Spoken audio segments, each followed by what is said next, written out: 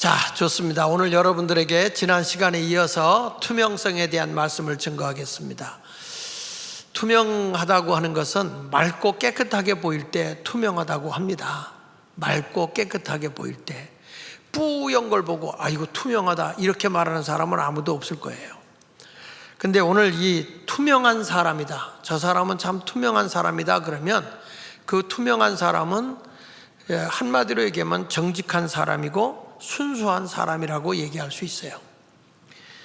어떤 사실도 숨기지 않고 사실 그대로 잘못을 왜곡시키지 않고 거짓되게 막 모든 것을 협착하지도 않고 그냥 순수함 자체로 이렇게 자기 자신을 내놓고 사는 사람을 우리는 투명한 사람이라고 이야기할 수 있습니다.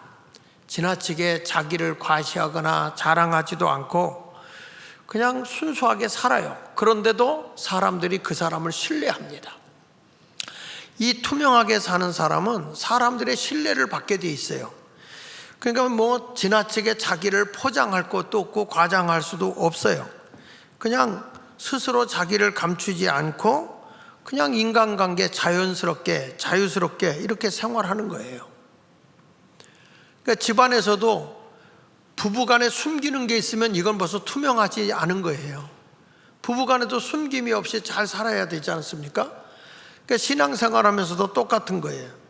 성경에 보면 투명하지 못한 인간, 하나님 앞에 투명하지 못한 사람을 하나님이 버립니다. 아무리 자기가 그럴듯하게 포장하고 또 이렇게 핑계를 대도 하나님께서는 투명한 삶을 살지 않는 사람은 버려요. 그런데 사람이 살다 실수하고 죄를 범할 수 있어요. 허물이 없는 사람이 어디 있겠습니까?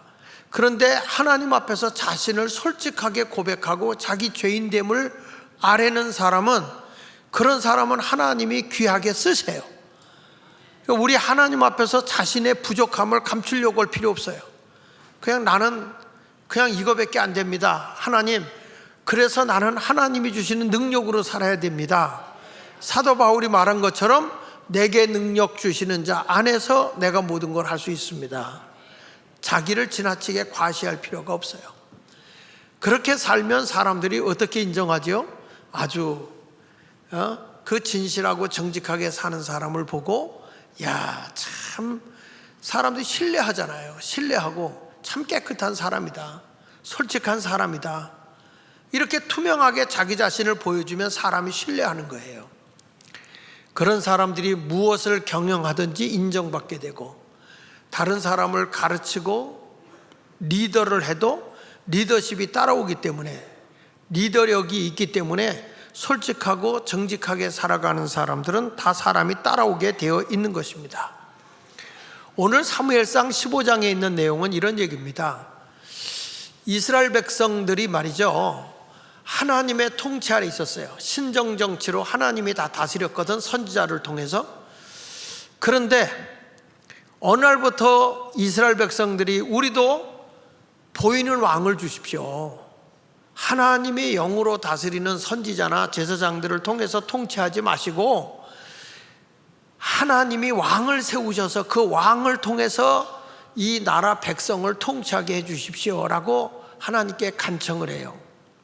하도 백성들이 떼를 쓰고 졸라대니까 우리 하나님이 선지자 사무엘 선지자를 통해서 왕을 세우게 되는데, 그 첫 번째 왕이 사울 왕이에요. 사울 왕. 그리고 사울 왕이 하나님 앞에 잘못을 범하고 쫓겨나죠. 그리고 제2대 왕으로 세운 사람이 다윗 왕입니다.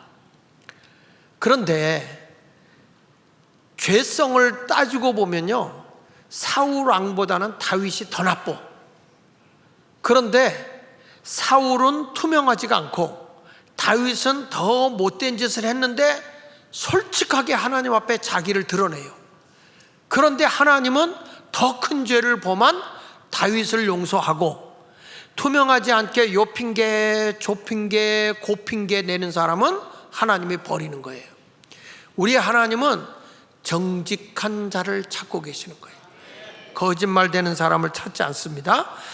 그래서 오늘 여기 이런 얘기예요. 사울왕에게, 야 사울아, 내가 말이야 아멜렉과 전쟁에 나가서 승리하면 아멜렉에 살아있는 것은 짐승이든지 사람이든지 하나도 남기지 말고 다 제거하라고 그랬어요. 왜 그러냐면 이스라엘 백성이 애굽에서 나와서 광야의 길을 건너갈 때 뒤로 와서 아멜렉 군사가 이스라엘의 연약한 부녀자들과 아이들, 이런 사람들을 많이 죽였어요. 그때 하나님께서 다시 이스라엘이 안정이 되고 이제 나라가 제대로 세워질 때는 아멜렉을 싹 쓸어버리겠다는 것이 하나님의 계획이었어요. 여러분, 이렇게 하나님의 그 뜻을 따라 살아가는 사람들이 그 악한 사람들에 의해서 불이익을 당하고 해를 입으면 하나님은 그걸 못 보셔요. 반드시 그런 사람을 하나님은 심판하는 거예요. 그래서 아멜렉 군사가 이스라엘 백성을 많이 그 연약한 부녀자들과 아이들을 살해한 사건이 일어나고 나니까 우리 하나님은 이 아멜렉을 싹 쓸어버리겠다, 이 땅에서, 이 지구상에서 저들을 다 없애버리겠다는 것이 하나님의 계획이었단 말이에요. 하나님의 계획. 근데 드디어 이스라엘에 새로운 왕이 세워지고 나라가 탁 이렇게 안정이 되었을 때 우리 하나님이 사울왕을 명령한 거예요. 자, 아멜렉에로 가서 아멜렉에 살아있는 것, 사람이든지 짐승이든지 하나도 남기지 말고 다 제거해버려라. 사울왕이 명령을 받고 가서 전쟁에서 이깁니다. 전쟁에서 이기는데 거기에 누굴 사로잡게 됐냐면 아멜렉의 왕 아각 왕을 사로잡은 거예요. 그리고 보니까 거기에 양이나 소들이 기름지고 좋은 것들이 많아. 이걸 내가 가지고 가면 얼마든지 부유하고 넉넉하게 살 수 있을 것 같아. 그래서 욕심이 생기는 거예요. 욕심이 생기고 나니까 아각을 사로잡고 가면 내가 백성들에게 저 원수 같은 놈, 저놈을 잡아왔구나. 그리고 백성들이 환호성을 올릴 것이고 사울왕의 인기는 하늘 높은 줄 모르고 치솟을 거라고 생각을 한 거예요.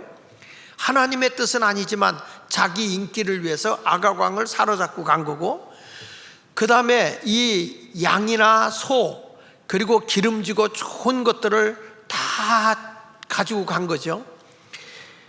하나님은 분명히 멸하라고 그랬는데 그가 그 욕심을 가지고 가게 된 것입니다. 이때 하나님께서 사무엘 선지자를 통해서 책망을 하게 되는데, 자, 사무엘상 15장 9절을 같이 읽어보겠습니다. 자, 시작.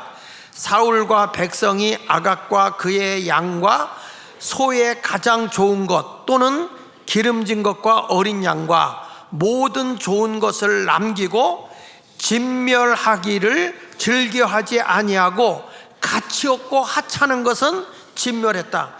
욕심이 생기니까 이 사울왕이 하나님의 뜻을 저버리고 자기가 많은 것을 이걸 가지고 가면 부자 되는 거 아닙니까? 얼마든지 큰 소리 치고 살 수 있는 거 아니겠어요? 그러나 이 사람은 하나님 앞에는 거짓된 거예요. 하나님 앞에는 투명한 삶을 살지 않아요.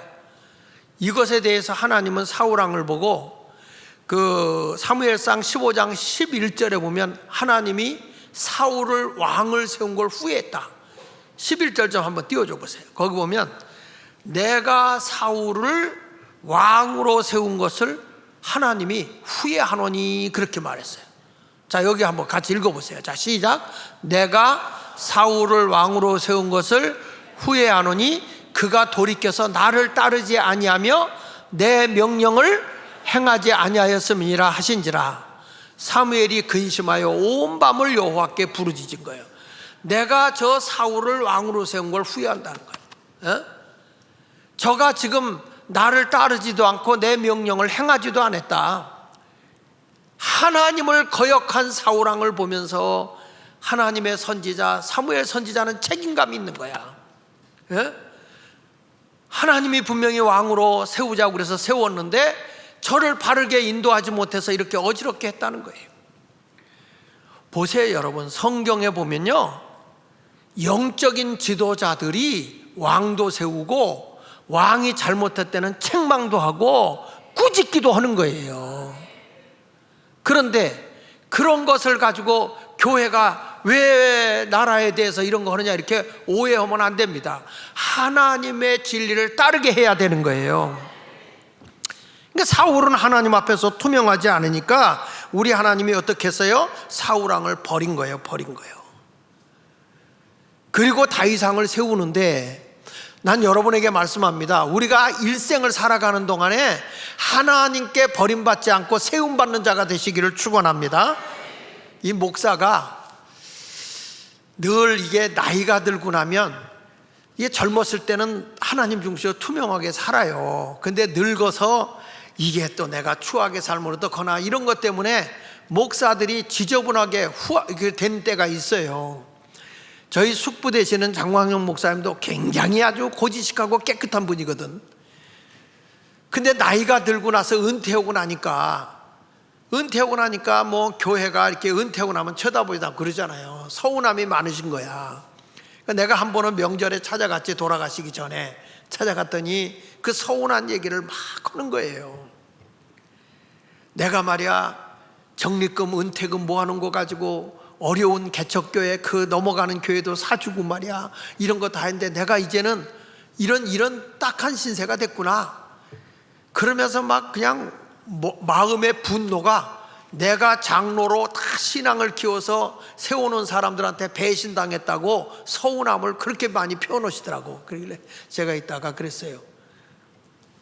작은아버지, 저는 작은아버지가 목회를 정말 멋있게 잘했다고 믿고 있어요.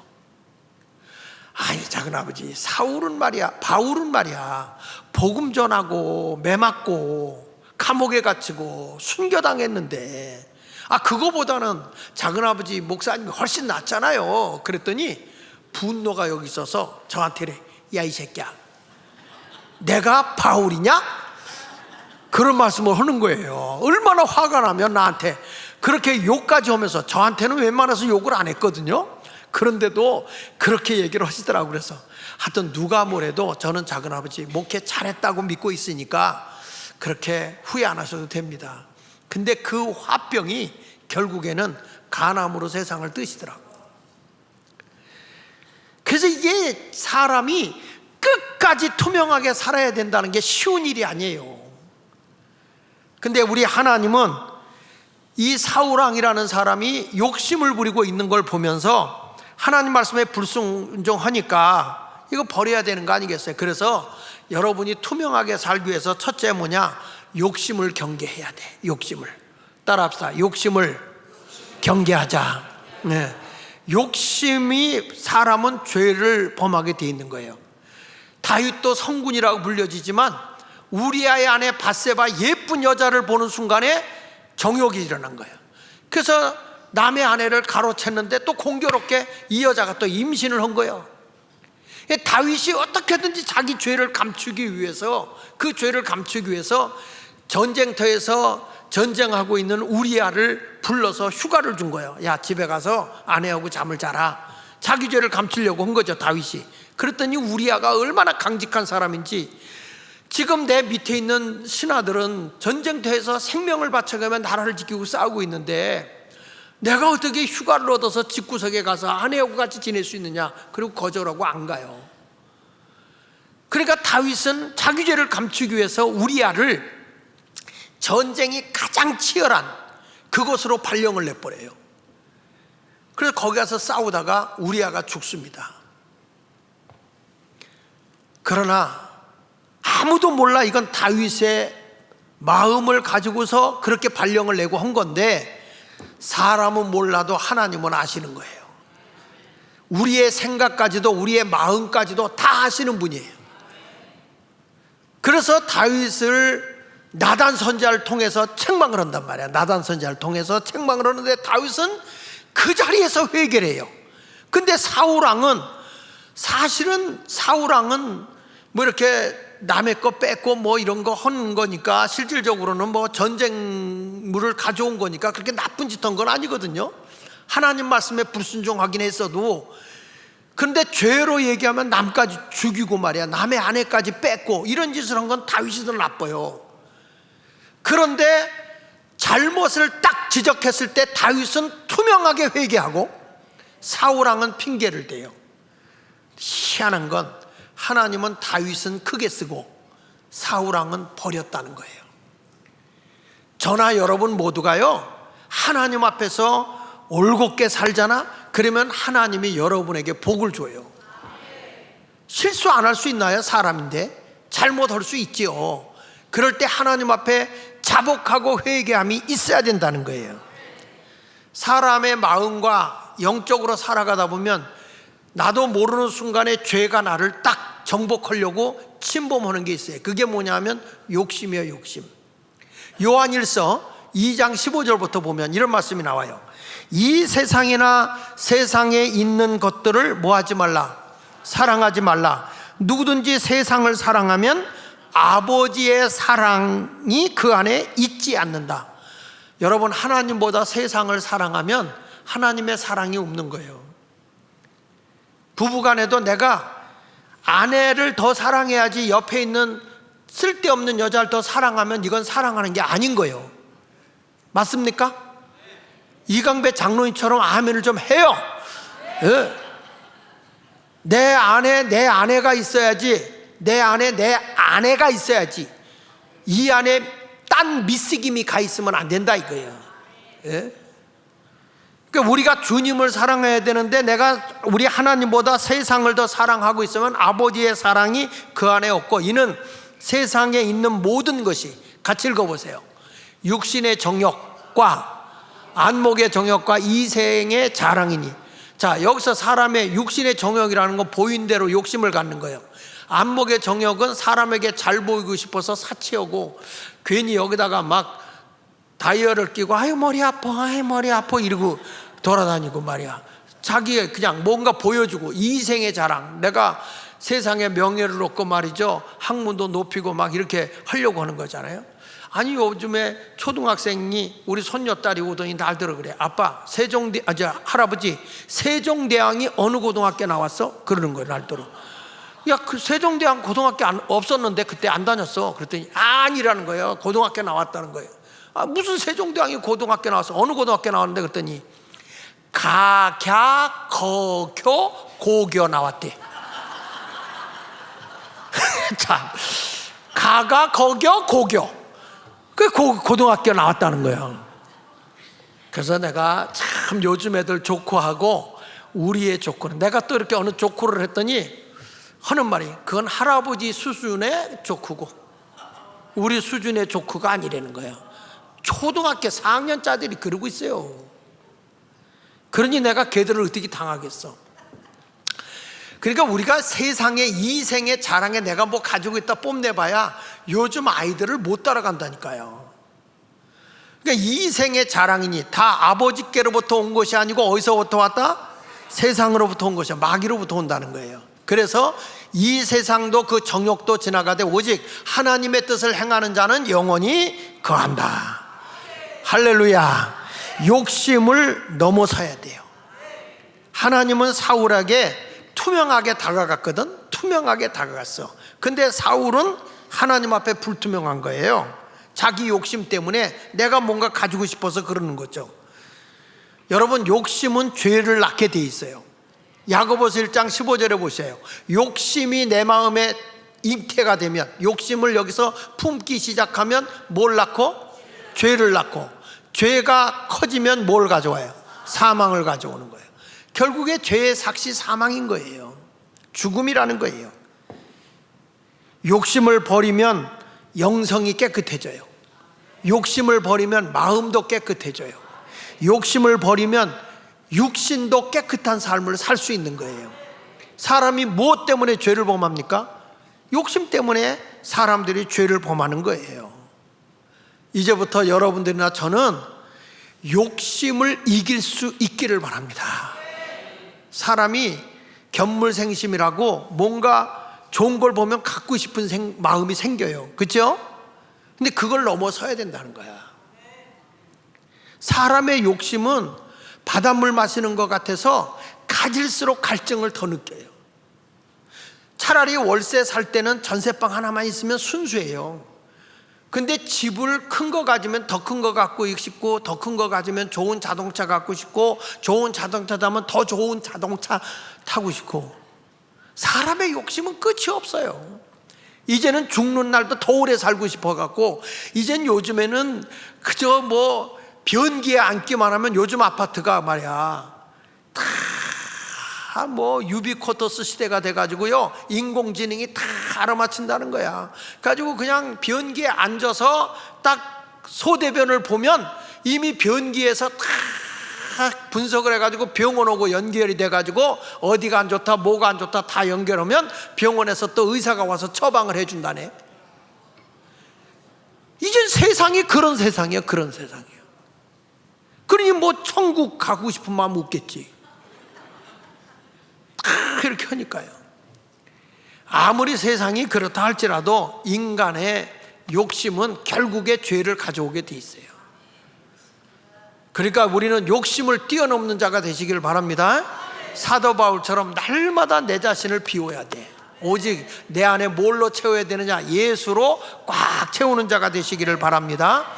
두 번째 가서는 언제나 하나님의 뜻에 나를 조종해라.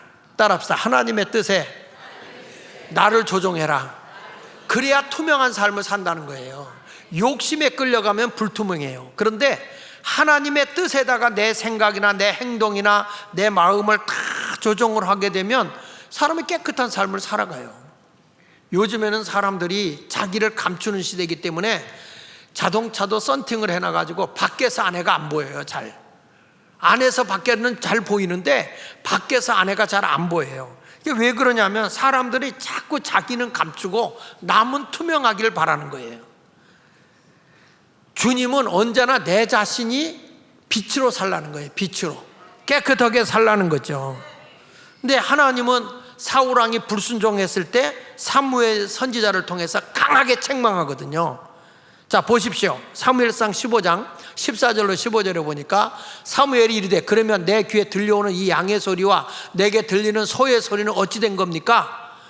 지금 양과 소를 감춰놨잖아요. 이 소리는 무슨 소리입니까? 사무엘 선지자가 딱 얘기를 한 거예요. 그랬더니 사울이 죄가 드러났잖아요. 그랬더니 사울이 핑계대는 거 보세요. 사울이 이르되 그것은 무리가 아멜렉 사람에게서 끌어온 것인데 백성이 당신의 하나님 여호와께 뭐 하려고?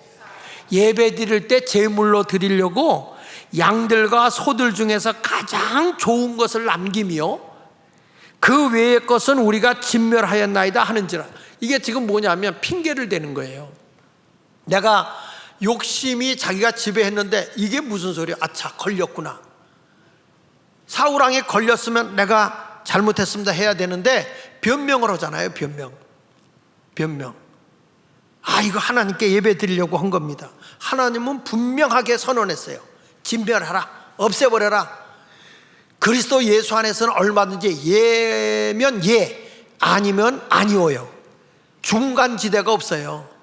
하나님의 말씀은 아멘과 노멘이야. 이게 불투명하게 사는 거니까 이게 하나님 앞에 핑계를 대잖아요. 여러분, 하나님은 그런 걸로 남의 거 뺏어서 제사 드리라고 한 적이 없어. 스스로 내가 좋은 것을 드려야지 이렇게 자기 합리화를 하고 핑계를 대면 하나님이 그걸 기뻐하겠어요? 에덴 동산에서도 말이야 선악과를 따먹고 나서 누가 널더러 선악을 알게 하는 나무실과를 먹으라고 했느냐? 그랬더니 내가 약해서 잘못했습니다 이래야 될 거 아니에요? 꼭 핑계 댄다니까. 하나님이 짝지어준 저 여자가. 여기 창세기 3장 12절 한번 볼게요. 아담이 이르되 하나님이 주셔서 나와 함께 있게 하신 여자 그가 그 나무 열매를 내게 주므로 내가 먹었나이다. 여호와 하나님이 또 여자에게 물었어. 내가 어찌 이렇게 하였느냐? 여자가 이르되 뱀이 나를 꿰므로 내가 먹었나이다. 아니 아담이 말이야 내가 잘못했습니다 내 탓입니다. 그러면 하나님이 다 용서했을 거야. 하나님이 짝지어준 저 여자가. 그 말은 무슨 얘기인지 아시죠? 원인 제공 누가 했다는 거예요? 누가? 여자가 한 게 아니야. 하나님이 했다는 거예요. 하나님이 원인 제공을 하나님이 했다는 거예요. 저 여자만 안 만들어줬으면 내가 선악과 안 따먹을 거 아닙니까? 그 얘기야. 처음에 여자 만들어 딱 들여다 줬을 때는 이는 내 뼈 중에 뼈요 살 중에 살이라. 다 지 거래. 다 지 거. 내 뼈고 내 살이라고 다 내 거라고 그랬어. 근데 왜 이런 죄를 범했냐고 하니까 하나님이 저 여자 만들어줘서 그랬어요. 요런 꼴이야. 그러니까 하나님이 여자한테도 물었어. 너는 왜 물었냐? 하나님 몰라서 물었겠어요? 우리가 투명하게 내 자신을 고백하라는 거야. 여러분 잘못할 수 있어요. 그럴 때마다 하나님 앞에 솔직하고 담백하게 투명하게 나를 고백하세요. 그러면 그분은 미쁘시고 의로워서 우리 죄를 사해 주는 겁니다. 근데 사람이 불투명하니까 계속 그냥 핑계를 대는 거죠. 여러분, 세 번째 가서 진짜 실력 있는 게 뭔지 아세요? 투명하게 사는 데는 즉각 하나님 앞에 회개로 반응하는 거예요. 내가 영적인 실력자다. 뭐냐? 내가 잘못 살았잖아. 그러면 이 핑계 저 핑계 되지 않고 즉각적으로 반응을 보이는 거예요. 내가 하나님 잘못했습니다. 나를 용서해 주십시오. 자, 보세요. 하나님은 사울에게 회개할 기회를 몇 번 줬어요. 줬는데도 자꾸 핑계대고 안 하는 거예요. 사무엘상 15장 19절 보니까요. 보십시다. 어찌하여 왕이 여호와의 목소리를 뭐 하지 않았다고? 귀담아 듣지 않았냐 이거요. 귀담아 듣지 않냐. 탈취하기에만 급하여 여호와께서 악하게 여기시는 일을 했습니까? 왜 남의 거를 다 없애버렸는데 그걸 뺏기 그냥 내가 움켜쥐기 바빠서 그런 일을 했습니까? 이렇게 하면 하나님이 말씀을 통해서 사무엘 선지자가 탁 지적해주면 반발하는 게 아니라 무릎을 탁 꿇고 내가 잘못했습니다. 내가 회개합니다. 이게 실력이야. 이게 영적인 실력인 거예요. 교회 와서 하나님의 말씀이 탁 들려져서 내가 찔림을 받았어. 찔림을 받으면 내가 하나님의 앞에 잘못했습니다. 이게 실력인데 요거 분명히 이간자라는 이 집사가 고집사한테 얘기해가지고 고집사가 목사한테 고자질했을 거야. 그래가지고 저거 목사가 날 들으라고 때리는 거야. 교인들이 그런 사람이 많아요. 나는 누구 말도 듣지도 않아. 이 설교는 벌써 오래전에 책으로 나와 있어. 그런데 이 말씀이 살아서 여러분의 심령을 때리는 거예요. 이게 내가 뭐 여러분이 무슨 일이 있는지 어찌 알겠어요. 그러면 그 자리에서 회개해야 되는데 자꾸 핑계대고 변명을 하는 거예요. 변명을 하는 거예요. 하나님께 제사 드리려고 했어요.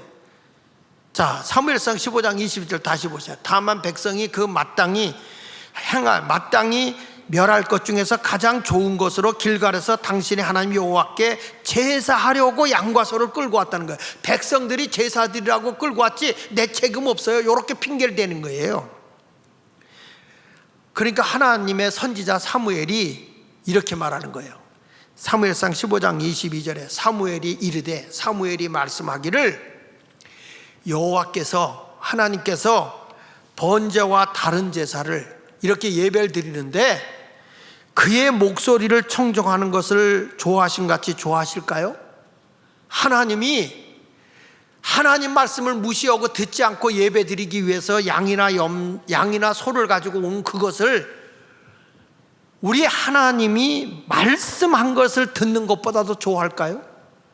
그건 하나님의 말씀이 아닌데, 하나님의 뜻이 아닌데, 하나님의 뜻을 거역하면서까지 이걸 좋아할 거야. 이거 내 생각대로 가는 걸 하나님이 좋아하시겠습니까? 그러면서 이런 말이에요. 하나님은 순종이 뭐보다 낫고 예배보다는 거예요. 여러분 이 자리에 와서 예배 드리고 있어요. 하나님 말씀을 아무리 들어도 말씀대로 살지 않아. 근데 주일날 예배는 열심히 드려. 하나님 그걸 기뻐할까? 아니면 말씀 한마디 한마디대로 순종하는 걸 더 기뻐할까요? 알기는 억수로 잘하십니다. 예배를 드리는 것보다 내가 말씀을 들으면 그 말씀 한마디 한마디대로 살아가는 거, 그걸 더 좋아하신다. 순종이 제사보다 낫고 말씀을 듣는 것이 수양의 기름, 여기 보면 순양의 기름을 태워서 드리는 것보다, 향기로운 제사를 드리는 것보다 낫다, 이렇게 말하는 거예요. 그러니까 여러분이나 저는 어디에 귀담아 들으냐면 하나님의 말씀을 듣고 순종하는 자가 되어야 되는 거예요. 하나님 말씀을 버려버리고 자기 생각대로 가니까 하나님이 이런 말이에요. 당신이 하나님 말씀을 버렸기 때문에 하나님도 당신을 버렸습니다. 이렇게 말하는 거예요. 그랬더니 사울이 내가 잘못했다고, 내가 범죄했다고 그러면서도 또 핑계를 대요. 자 보세요. 사무엘상 15장 24절에 사울이 사무엘에게 이르되 내가 뭐 했다? 하나님이 당신을 왕에서 버렸어 라고 하니까 아이고 내가 범죄하였나이다 고백을 해. 하면서 하는 말이 내가 여호와의 명령과 당신의 말씀을 어긴 것은 합당한 이유가 있다 이거예요. 그게 뭐냐? 내가 백성을 두려워하여 그들의 말을 청종했다. 백성들이 이걸로 제사 드리세요 라는 말을 듣지 않으면 내가 어떤 해를 입을까 봐 두려워서 그들의 말을 들은 것뿐입니다. 누구 핑계를 대고 있어요? 이제는 백성의 핑계를 대고 있어요. 내가 잘못했습니다. 내가 하나님 말씀대로 순종하지 못했습니다. 회개할 기회를 줬음에도 불구하고 회개하는 게 아니라 계속적으로 핑계를 대는 거예요. 하나님은요 이런 거 용납 안 해요. 우리 예수 믿는 사람도 그렇습니다. 세상이 그러니까 우리도 다 그럴 수 있는 거지. 꼭 하나님 말씀대로 우리가 어떻게 다 살아. 세상이 그렇게 하면 따라가야지. 이게 맞는 얘기입니까? 보세요. 살아있는 물고기는요 물이 막 흘러내려오면 역으로 차고 올라가는 거예요. 이게 살아있는 물고기요. 맞습니까? 물발이 세도 그걸 차고 올라가야 돼. 예수 믿는 사람은 잘못된 걸 차고라도 올라가야 돼. 힘들어도요. 그러나 죽은 생선은 떠내려가요. 이 널판지는 떠내려가는 거예요. 살아있는 물고기는 영위에서 올라가는 거야. 내가 생명 있는 그리스도인이라고 한다면 온통 세상이 하나님의 뜻을 저버리고 불법적으로 살아간다면 그거를 역으로 치고 진리를 파수해야 되는 거예요. 그래서 왕따 당하기도 하고 핍박을 당하기도 하는 거예요. 여러분 세상이 지금 어떻게 되고 있는가 보십시오. 지금 이 나라에 차별금지법이라는 것 가지고 앞으로 교회 말살운동이 일어나고 있잖아요. 가정을 붕괴시키고 말이죠. 이제 이 포괄적 차별금지법 좀 한번 띄워줘 보세요. 여기 보면 이 호주에서 포괄적 차별금지법이 통과된 이후에 사회가 끔찍하게 타락되는 거예요. 내가 지난번에 얘기했어요. 안토니오 그람시가 공산주의를 만들기 위해서는 가정을 붕괴시켜야 된다. 가정을 붕괴시켜야 된다. 그래야 공산화가 된다. 그리고 교육을 망가뜨려야 된다. 이 세상의 교육을 망가뜨려야 사람이 멍청해져야 공산화가 된다. 언론을 엉망으로 만들어버려야 된다. 근데 여러분 포괄적 차별금지법이 통과된 나라가 35개국입니다. 197개국 나라 중에서 35개국이 통과됐는데 이 통과된 나라들마다 나라가 엉망이 되는 거예요. 도덕과 윤리가 다 무너져 버리고 교회가 다 문을 닫아버리게 되고 완전히 가정이 붕괴되는 거예요. 이런 모습을 보는데 우리는 물론 사람은 사랑하지, 사람은 사랑해. 그러나 죄는 사랑할 수 없는 거예요. 하나님의 뜻에 저버린 건 아닌 거야. 이렇게 우리가 외치고 가야 될 수 있다 이 말이에요. 만약에 여러분의 교회에 이제 내가 은퇴하고 새로운 목사님을 뽑았는데 게이야, 동성애를 하고 있는 사람이야, 그러면 여러분이 할렐루야 하겠습니까? 안 해? 그러면 이게 차별금지법으로 여러분은 고발당하는 거야. 고발당하면 2년형에서 한 사람당 하루에 100만 원씩 벌금을 물을 수 있어. 하루에 100만 원씩. 이 끔찍한 법이 지금 우리나라에 통과 직전이에요. 교회가 정신 차리고 일어나야 된다니까요. 지금 넘겨서 보면요, 여기 보세요.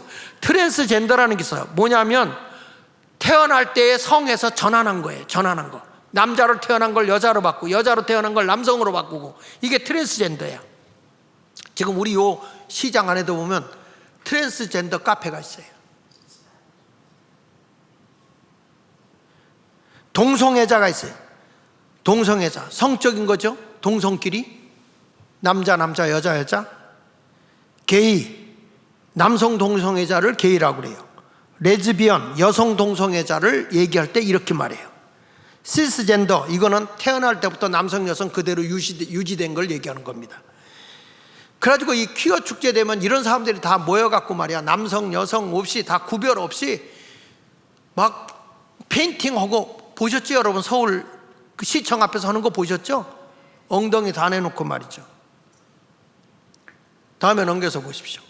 지금 이게 여러분 왜 내가 이걸 하냐면, 교회가 정신 차려야 되고 교인들이 정신 차려야 된다는 거야. 포괄적 차별금지법이 통과되면 어떻게 되는지 아시죠? 지금도 이제 화장실에 남성, 여성, 여자 화장실, 남성 화장실이 있죠? 없어? 있는데 뭐가 있냐면 중성 화장실이 또 생겨요. 근데 이 중성 화장실은 아무나 들어가도 돼. 여기 보면 성 전환 후에는 또 수영선수가 돼서, 나는 남자였는데 여성이 된 거예요. 그 여성 수영선수가 됐어. 그럼 누가 이기겠어요? 수영선수 남자에게서 하다가 도저히 이길 수가 없어, 남자들을. 그러니까 자기가 성전환 해가지고, 성전환 안 해도 내가 여성이다 주장하면 돼. 내가 여성이다 그러면 돼. 그리고 가서 거기서 수영을 하면 누가 이기겠습니까? 금메달 싹시. 이게 실제예요, 실제. 여러분, 이게 소돔과 고모랑 시대가 지금 대한민국에도 온 거예요. 그나마 지금 유럽은 다 넘어갔지만 우리나라는 그나마 이게 숨 넘어가기 직전에 그래도 대통령이라도 바뀐 건데, 이제는 이런 기독교의 정신을 가지고 입법이 되지 않도록 기독당이 국회에 들어가야 돼. 예? 지금 누구야? 저 국민의힘 당대표가 누구지? 김기현이가 장로야, 장로인데도 이런 법을 못 막잖아요. 당론에 의해서. 국회의장이 누구요? 김진표. 이 수원 중앙침례교회 장로요, 장로. 그런 사람들이 거기 있어도 나라에 이런 법 하나를 통과를 한 걸 제재를 못해요. 근데 이런 법에 앞장서서 지금 통과시키려고 하는 게 정의당이에요, 정의당. 그러니까 여러분, 우리도 기독교 정신을 가지고 있는 자유통일당이 국회에 내년도에는 죽어도 들어가야 된다는 거야. 이런 법이 들어. 그래서 비례대표는 뭐 지역의 당은 뭐 국민의힘도 요즘에 마음에 안 들어가지고 말이야. 지금 저 이재명이 같은 사람 저런 거 법이 이렇게 됐으면 법적으로 왜 안 되는지 논리적으로 변론을 해주고 이걸 국민들을 깨우쳐주고 이해시키고 해야 되는데, 말하는 놈 하나 없어. 대변인 하나 얘기하고 끝이야. 또 누가 그러겠다, 목사님 왜 저러냐고. 여러분, 지금 우리가 국회가 정신 차리도록 교회가 나서야 돼요 지금. 다음에 넘겨보세요. 이제는 뭐냐, 남성이 여탕에 들어가도 괜찮아. 딱 들어가도 나 여자야 그리고 들어가면 돼. 지금 여러분, 이게 세계에서 일어나고 있는 일이요, 일어나고 있는 일. 여기 보세요. 성전환 수술 안 해도 뭐라고 그랬어? 성별 정정 가능하다. 그러니까 여러분, 그냥 다 남성 성기 달고 들어가서 그냥 나 여성이요 그래도 되는 거예요. 이거 미친놈 아니에요 이거? 근데 내가 지금은 이 설교를 해요. 미친놈이라고 그러잖아. 이 법이 통과되잖아. 차별법에 의해서 내가 구속당하는 거야. 이게 지금 우린요, 지금 숨 넘어가기 직전에 지금 깔딱 하기 전에 이렇게 내가 외치고 있는 거예요. 그러니까 교회가 정신 차려야 되죠. 나라가 이런 꼴 되고 있는데 가만히 있는 게, 그게 날들 어떤 사람이 뭐 극우라고 그래, 난 극우가 되더라도 이건 외쳐야 되겠다. 이런 거는 안 된다 이거예요. 안 된다 이거예요. 다음에 넘겨보세요. 포괄차별금지법에 보면 여기 보십시오. 이게 어떤 일이 벌어냐면 2년 이하 징역 또는 최대 1,000만 원 벌금이 부과되는 거예요. 이게 뭐냐, 동성애가 비윤리적이다 이 말을 하는 순간에 학교에서는 동성애를 정상적으로 간주하고 애들한테 교육을 시켜야 돼. 얘들아 괜찮다, 남자끼리 뽀뽀해라, 여자끼리 뽀뽀해라, 잠자도 된단다. 여러분, 세상이 이렇게 가고 있는데 지금 교회가 할렐루야 주여 믿습니다 이 짓거리만 해야 되냐고. 아니라고 외칠 수 있어야 되는 거 아니에요? 그래서 우리가 광화문에 나가는 거예요. 10월 9일 날 또 나가는 거야 이게. 여러분 보세요. 여기 이 국민의 권리, 미국 아이다호 주에서는 동성결혼 하는 사람을 주례를 목사가 거부한 거야. 나는 동성애들 결혼 주례를 못하겠다 거부를 했어. 그랬더니 180일 징역과 매일 $100 벌금을 부과하는 판결을 내렸어. 하루에 우리나라 돈으로 한 13만 원 가까이를 매일 그 사람한테 지불해 줘야 돼.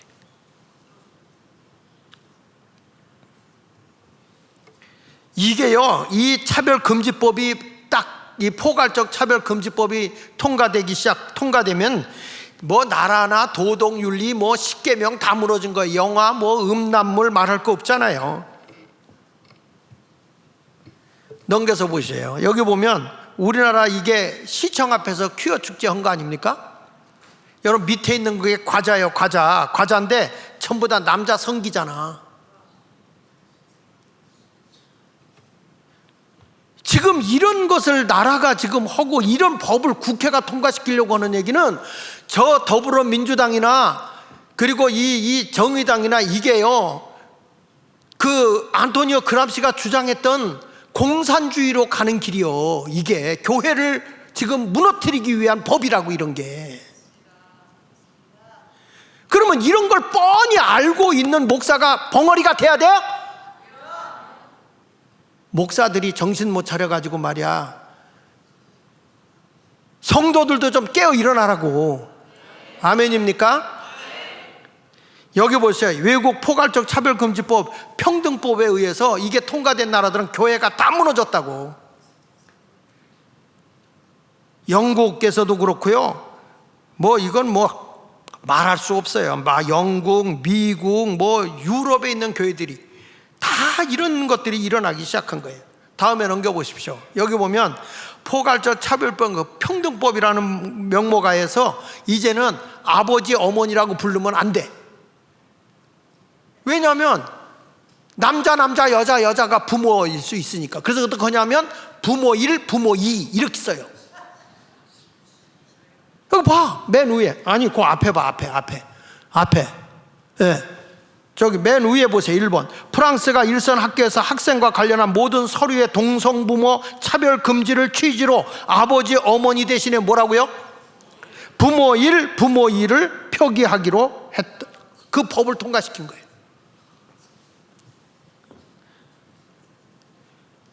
여러분 이거요 정말 끔찍합니다. 한국 교회는 안전한지 아세요 지금? 우리도 모르는 사이에 이게요 이렇습니다. 이 포괄 이게 차별금지법이라는 이것은 말이죠, 전도 못하게 하는 법이고 공산주의를 반대 못하게 하는 법인 거예요. 이게 사상의 자유평등법에 의해서 공산주의 싫어 그러면 이게 사상적으로 평등법을 위반한 거예요. 이게 예수 믿고 구원받으세요, 이것도 종교차별법이야. 이게 교회를 무너뜨리기 위해 나온 거지 동성애법 하나만. 근데 목사들이 이걸 모르고 국회에 가서 동성애법 반대만 하고 있는데 그 문제가 아니에요.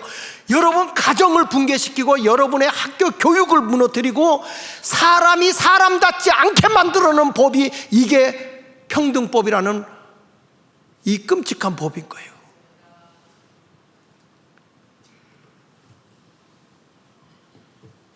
그래서 넘겨서 보세요. 포괄적 차별금지법을 성공적으로 저지할 수 있는 데는 어디밖에 없다? 교회밖에 없는 거예요. 그 교회가 나서야 되는 거 아니에요? 근데 꿀먹는 벙어리가 큰 교회 목사들이 지금 뭐하고 있냔 말이야. 지금 나라가 이 지경이 되고 있는데. 교회는 세상의 빛이고 세상의 소금이에요. 교회 안에서 우리끼리 예수 믿고 있는 게 아니란 말이야. 그러니까 이렇게 잘못되고 숨겨져서 아주 불투명하게 두리뭉실하게 해서 우리를 모함하고 있는 이것을 하나님의 진리의 빛을 비치면 투명한 것이 무엇인지 알게 될 거 아닙니까? 그럼 그러면 투명성을 누가 지켜야 돼? 교회가 지켜나가야 된단 말이에요. 넘겨서 한번 보세요. 동성애 문제는 도덕의 영역에서 해결돼야 하며 국가의 과도한 개입은 해서는 해서는 안 된다. 차별금지법이 제정된 국가에서 발생한 교회, 가정, 교육, 경제, 문화, 국가 전 영역에서 재앙적 폐해를 제시하고 있다는 거예요. 이게 통과된 나라들마다 전부 다 지금 문제가 되고 있어요. 여기 보세요. 사위 며느리, 사위가 사위를 얻었는데 사위가 누구요? 여자요.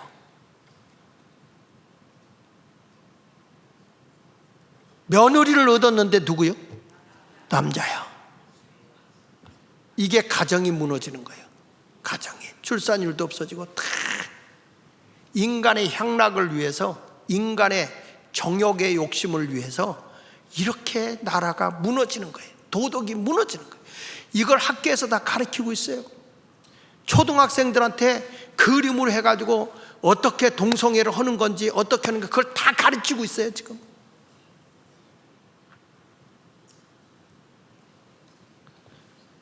가정이 무너지고 있습니다. 다음에 넘겨서 보십시오. 사위 며느리 여자 사위 얻었어요. 이거 지금 보세요? 보이세요? 아이고 우리 며느리 왔네 하는데 수염이, 여러분 이게 꿈 같은 얘기 아닙니까? 그 다음에 넘겨서 보시면 차별금지법이라는 좋은 말로 포장을 해가지고 예수 믿고 구원받으세요 하는 순간에 이거는 벌써 전도의 자유가 박탈당하는 거예요. 종교차별법에 의해서 문제가 되는 거예요. 공산주의는 싫어요, 자유민주주의가 좋아요 하는 순간에 이거는 사상적 차별에 의해서 간첩도 잡을 수 없는 거예요. 이제 대한민국의 모든 체제가 무너져 가는 거예요. 다음에 넘겨보시면 지금까지 경험하지 못한 가장 위험한 변화를 가져오는 거예요. 그런데 이걸 교회가 모르고 있어요. 법안 내용 국민 상당수가 모르고 있어요. 이런 것이 평등법이니까 다 평등하다 이건 줄 알아요. 차별금지 포괄적 차별금지법이라니까 차별 없이 살기 좋은 나라 만드는 거네 쏟고 있는 거예요. 여러분 이게 얼마나 무시무시한 법인지를 우리는 몰라. 넘겨서 보시면 보세요. 정의당이 이걸 발의하는 거예요. 오히려 불이익조치 금지 해가지고 발의를 시키는 거예요. 보세요 여러분, 정의당 몇 명 안 되잖아요, 그렇죠? 그런데 정의당이 법을 발의할 수 있다고. 그래서 기독당이 들어가는 게 자유통일당이 기독당인 거예요. 내년 4월 11일 날은 무조건 들어가야 돼. 여러분 그래서 이런 것을 통과시키면 안 되다고 생명 내놓고 목숨 걸고 싸워야 되는 거예요. 그게 나라 지키는 일이란 말이에요. 그걸 위해서 들어가야 되는 거예요. 그걸 위해서. 넘겨서 보십시오. 분류하기 어려운 성이 있다. 얘들 여기다 법을 정해놨어요. 남성, 여성, 그 외, 기타 성. 다시 말해요. 교회는 사람은 사랑해, 그렇죠? 회개하고 돌아오면 다 용서할 수 있어요. 그러나 죄는 용서할 수 없어요. 맞습니까? 넘겨서 보세요. 성별 정체성, 남자인 내가 여자라고 했을 때 모두가 인정해야 한다. 아니라고 하면 차별법에 걸리는 거예요. 너 누구냐? 분명히 남자야. 아니야 나 여자요. 여탕에 들어갈 수 있어요. 남자들 행복하겠습니다. 성적 지향, 성별 정체성, 이런 법, 여러분 이게 법입니까? 이걸 같이 짝짝꿍하고 있는 게 더불어민주당이고 정의당인 거예요. 근데 국민의힘은 이걸 가지고 싸울 힘이 없어요. 그러니까 우리가 제대로 내년에는 국회의원을 뽑아야 되는 거예요. 제대로. 지금 76명이 더불어민주당 애들이 교회 폐쇄법까지 상정해 놓고 있어요. 명단까지 다 나왔어요. 이런 때 여러분 우리가 하나님의 말씀의 진리로 다시 정신 차려야지. 내가 이제 조금 있으면 은퇴인데 개인 목사님 뽑을 거요?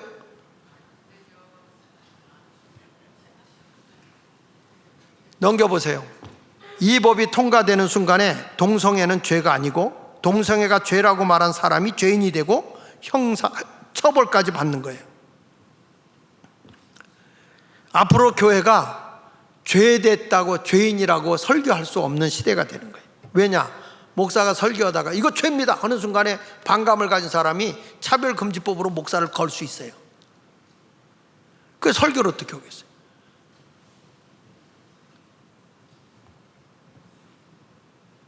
여기 보십시오. 악한 법이 만들어지면 제도와 정책과 문화에 영향을 주게 되었다. 미국에서는요, 동성애는 문제가 있다고 자기 생각을 말했는데 24시간 만에 목사직이 파멸됐어요. 지금 미국에 가면 가장 큰 교단이 UMC, 연합감리교회입니다. 미연합감리교회. 근데 여기서 이 포괄적 그 차별금지법이 통과가 되면서 목사들이 동성애가 이제 합법적이 된 거예요. 근데 이걸 설교하는 순간에 문제가 되니까 교회에서 인정을 했네. 그러니까 이걸 한국의 교회는 아직까지 보수적이라 목사들이 반대한 거야. 그래가지고 교회가 둘로 갈랐어요. UMC는 그대로 가고 동성애를 지지하는 거예요. GMC가 생겼어. 글로벌 메소디스트 처치. 그러니까 지구촌 교회가 생긴 거예요. 지구촌 감리교회가. 여기는 동성애를 반대하는데 교회의 재산의 50%를 UMC에다 놓고 나가야 돼요. 그러니까 이런 문제들이 굉장히 심각하게 나와 있다.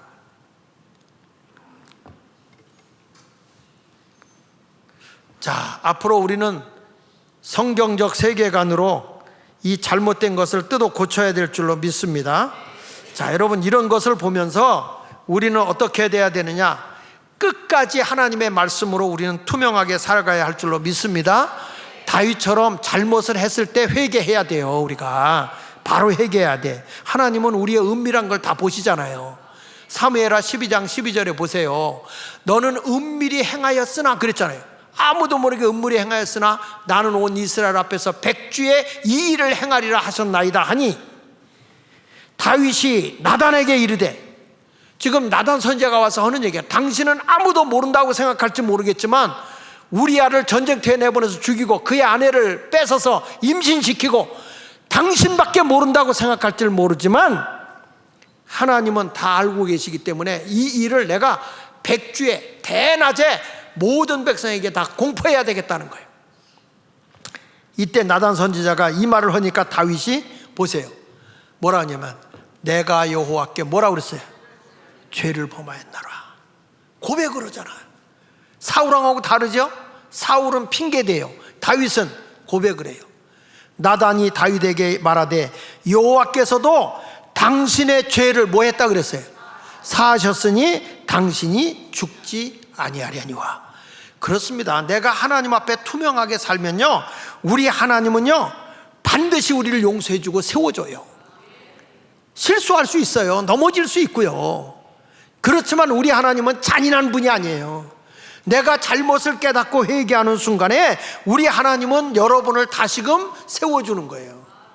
내가 불투명하게 해도 하나님은 투명한 분으로 오시기 때문에 하나님 앞에는 숨길 수가 없어요.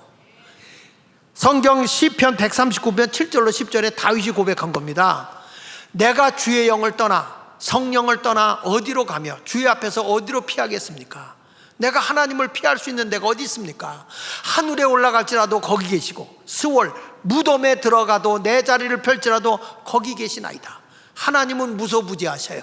없는 데가 없어요. 9절에 이런 말에 내가 새벽 날개를 치며 바다 끝에 가서 거주할지라도, 내가 날개가 있어서 새벽 일찍이 먼 바다 끝에 가서 내가 거기 있다 할지라도, 10절을 보세요. 같이 읽어봅시다. 시작. 거기서도 주의 손이 나를 인도하시며 주의 오른손이 나를 붙드시리이다. 이게 다윗의 고백이야. 다윗의 고백. 여러분, 그렇습니다. 우리는 하나님을 피할 수가 없습니다. 늘 하나님과 함께하는 삶을 살아가십시오. 하나님을 가까이 하십시오. 야고보서 4장 8절에 말합니다. 하나님을 가까이 하라. 그리하면 너희를 가까이 하시리라. 죄인들아 손을 깨끗이 하라. 두 마음을 품은 자들아 마음을 성결하게 하라. 하나님 앞에 너희가 명백하게 아주 깨끗한 삶을 살라는 거야. 투명성 있게. 하나님은 투명하게 찾아오세요. 하나님 앞에 드러나지 않을 게 없어요. 하나님 앞에는 뿌연 게 없어요. 다 투명한 거야. 솔직하게 드러내라는 거예요. 시편 73편 28절에도 그렇게 말하는 거예요. 하나님께 가까이함이 내게 뭐라고 그랬어요? 복이다. 내가 주 여호와를 나의 피난처로 삼아 주의 모든 행적을 전파하리이다. 하나님을 가까이 하면요, 투명하게 사는 사람은요 다 복을 받는 거야. 그래서 진짜 영적 실력이 뭐냐? 영적 실력은 핑계대는 게 아니야. 죄를 이기고 살지만 사람이기 때문에 넘어질 수 있어요. 넘어지더라도 발딱 일어나서 주여 내가 잘못했나이다. 하나님 나를 용서해 주세요. 탕자가 아버지 앞에 돌아왔을 때 아버지가 잘못을 깨닫고 돌아온 아들은 잔치를 열어주는 거예요. 오늘 말씀을 기억하면서 아하, 내가 세상에 가서 성공하는 사람이 되고 내가 다른 사람을 이끌 수 있는 지도자가 되려고 하면 자기를 감추지 말라는 거예요. 투명하게 살라. 투명하게. 아멘입니까? 할렐루야. 어느 자리 가더라도 투명한 삶을 살아가면 하나님이 여러분을 복되게 인도할 줄로 믿습니다. 이제부터 숨기지 마세요. 신앙생활 얼버무리지 마세요.